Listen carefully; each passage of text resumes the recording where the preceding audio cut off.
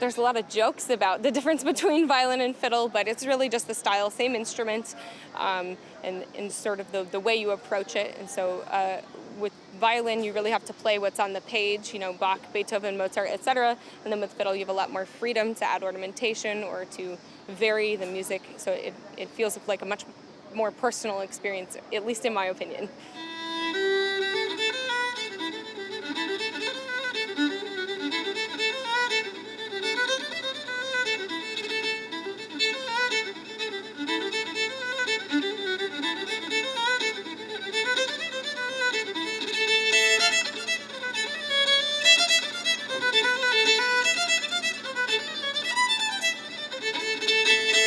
So I teach in the Waco Community School District, and I'm 412 orchestra there. So because I love both classical and fiddle, I'm trying to put both of those things into what I'm doing.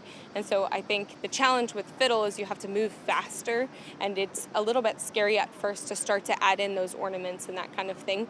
But once you get into it, it's really fun to get to add those extra elements. And so I think as they go through, that gets easier.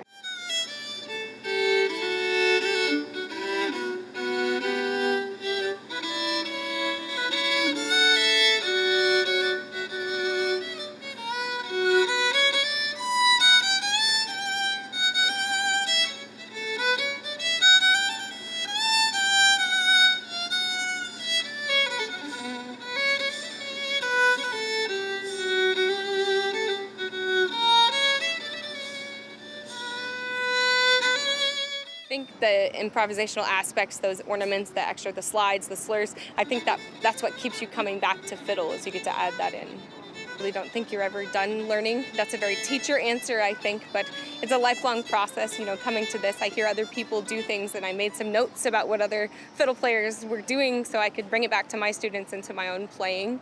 But I think you have to invest time into, so it's something you really choose for your life, maybe a couple years until you're making some good sounds. It takes patience, which I think is some of the value to students, for sure.